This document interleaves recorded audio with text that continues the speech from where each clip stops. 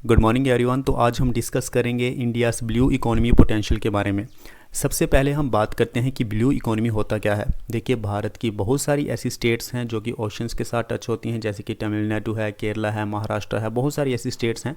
तो उसी हिसाब से हमारे पास पोटेंशियल है कि हम बहुत सारे रिसोर्सेज को एक्सट्रैक्ट कर सकते हैं सस्टेनेबल वे में। देखिए, वैसे भी हम रिसोर्सेज का यूज़ तो करते हैं, लेकिन वो सस्टेनेबल वे नहीं है। जैसे कि हम ओवर फिशिंग कर देते हैं, कई बार ऑयल स्पिल हो जाता है, तो उससे फिशेस को, बहुत सारी जो स्पीशीज़ होती हैं, बायोडाइवर्सिटी को नुकसान हो जाता है। तो अभी भारत का प्रोग्राम ये है कि हम ब्लू इकोनॉमी को किस तरह से प्रमोट कर सकते हैं, यानी कि सस्टेनेबल तरीके से हम अपनी जो रिसोर्सेज हैं, ओशन रिसोर्सेज हैं, उनको संभाल के रख सकते हैं।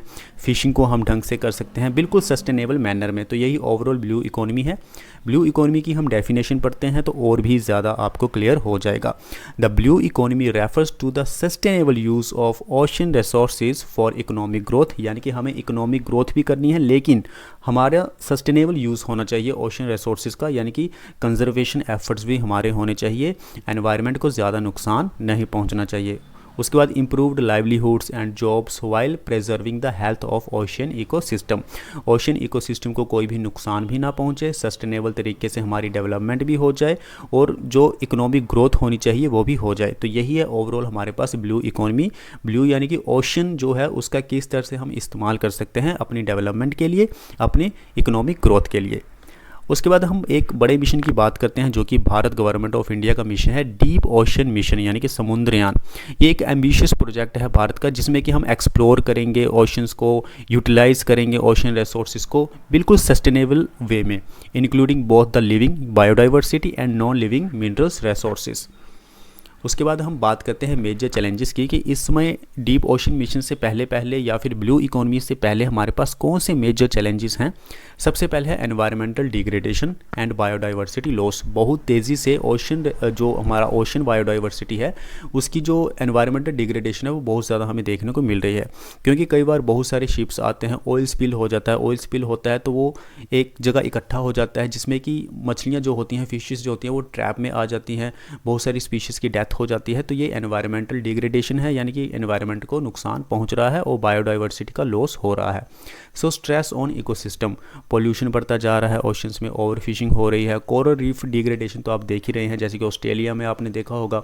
तो ऑस्ट्रेलिया में बहुत बड़ा कोरल रीफ है, लेकिन उसमें अब एक ब्लीचिंग सी आने शुरू हो चुकी है। क्यों? क्योंकि वहाँ पे जो इंपॉर्टेंट जो चीज़ें थी, स्पीशीज़ थी, वो वहाँ से हटती जा रही है। उसके पीछे कारण क्या है? पोल्यूशन सबसे बड़ा कारण है। माइक्रो प्लास्टिक जो है वो सबसे बड़ा कारण है। जैसे कि MV Wakashio oil spill near the Mauritius, ये जो ऑयल स्पिल हुआ था, इसमें बहुत ज़्यादा हमें बायोडाइवर्सिटी का नुकसान देखने को मिला था, एनवायरमेंटल डिग्रेडेशन हुआ था। उसके बाद हम बात करते हैं over fishing and unsustainable practices. Study कहती है 8.2% of assessed fish stocks over fished, यानी कि ओवर फिशिंग बहुत ज़्यादा हो रही है। Indian Council of Agriculture Research and CMFRI 2022 द्वारा ये रिसर्च सामने आई थी।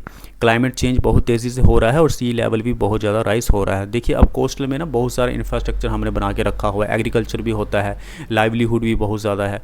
तो अगर सी लेवल राइज होगा तो इससे कोस्टल इंफ्रास्ट्रक्चर को भी नुकसान पहुंचेगा। फिर एग्रीकल्चर तो आपको पता, उसके लिए हमें फ्रेश वाटर की ज़रूरत होती है, लेकिन ओशन का जो वाटर होता है वो साल्टी होता है, साल्ट वाटर होता है। साल्ट वाटर जो फ्रेश वाटर में मिक्स हो जाएगा तो उससे क्या होगा? एग्रीकल्चर को नुकसान पहुंचेगा। इतनी ज़्यादा हमें एग्रीकल्चर प्रोडक्टिविटी देखने को नहीं मिलेगी। तो ये एक बड़ा थ्रेट है हमारे लिए। एक छोटा सा उदाहरण लेते हैं। Cyclone Amphan 2020 causing 13.5 billion in damages. इतना ज़्यादा नुकसान हमें साइक्लोन एम्फान की वजह से हुआ था 2020 में। उसके बाद मैरीन डेब्रिस बहुत ज़्यादा इकट्ठा हो जाता है ओशंस में, जैसे कि हम प्लास्टिक वेस्ट की बात करते हैं। 9.46 मिलियन टन्स एनुअली, हर साल में 9.46 मिलियन टन्स का जो डेब्रिस है वो हमें देखने को मिलता है, जो कि एक तरह का मैरीन पोल्यूशन है। उसके बाद हम बात करते हैं balancing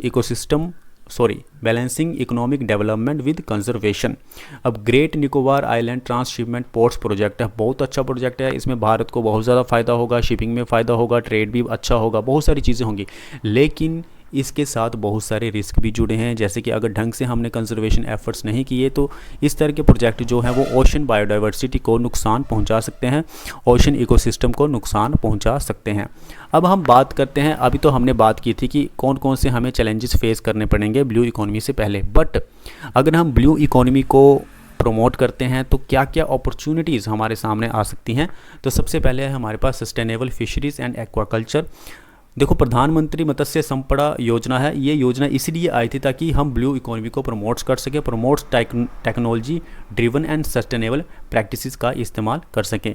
India's coastline and inland water resources offer vast opportunities for growth करने के लिए हमारे पास जो इनलैंड वाटर रिसोर्सेज हैं, हमारी जो इंडिया की कोस्ट लाइन है, बहुत ज़्यादा इंपॉर्टेंट है क्योंकि इससे बहुत ज़्यादा रिसोर्सेज जुड़े हुए हैं और हम अपनी डेवलपमेंट कर सकते हैं। लेकिन इसका अगर हम ब्लू इकोनॉमी के ज़रिए इसका इस्तेमाल करें तो यानी कि हमें सस्टेनेबल तरीके से आगे बढ़ना है। उसके बाद हम ओशन एनर्जी की बात करते हैं। ओशन में बहुत ज़्यादा एनर्जी जुड़ी हुई है, जैसे कि टाइडल एनर्जी है, वेव एनर्जी है, ऑफशोर विंड पावर को हम एक्सट्रैक्ट कर सकते हैं। IIT Madras wave energy generator है 30 gigawatt offshore wind target by 2030। तो ओशन एनर्जी का हम इस तरह से सस्टेनेबल वे में इस्तेमाल कर सकते हैं। उसके बाद मैरीन स्पेशल प्लानिंग है, sustainable development balancing economic activities with conservation. Economic activities के साथ साथ हमें कंजर्वेशन एफर्ट्स में भी ध्यान देना होगा। उसके बाद हम बात करते हैं ब्लू फ्लैग सर्टिफिकेशन। ये भी एक तरह की इंटरनेशनल स्कीम है। इसमें क्या है कि जो कोस्टल्स एरियाज होते हैं उन्हें ब्लू फ्लैग सर्टिफिकेशन दिया जाता है। अब इस समय हमारे पास शिवराजपुर बीच है, द्वारका गुजरात में है। सबसे इंपॉर्टेंट पॉइंट है, आप इसको नोटिस कर लीजिए, ये आपको कभी भी एग्जाम में पूछा जा सकता है कि शिवराज बीच कहाँ पे है जिसे ब्लू फ्लैग सर्टिफिकेशन दिया गया है। उसी तरह से घोगाला बीच है दीव में। तो ये कुछ बीचेस हैं जिन्हें कि ब्लू फ्लैग सर्टिफिकेशन मिला है। बहुत साफ़ सुथरे हैं, डेवलपमेंट बहुत अच्छी है, किसी भी तरह का कोई भी नुकसान एनवायरनमेंट को नहीं पहुंचाया जाता है, इसलिए इसे ब्लू फ्लैग सर्टिफिकेशन दिया गया है। So this recognition highlights their commitment to maintaining the high environmental and safety standard. अब हम कंक्लूजन की बात करते हैं। कंक्लूजन ये है कि हमें सस्टेनेबल प्रैक्टिसेस को अपनाना होगा और एक रेस्पॉन्सिबल डेवलपमेंट को साथ में लेके चलना होगा।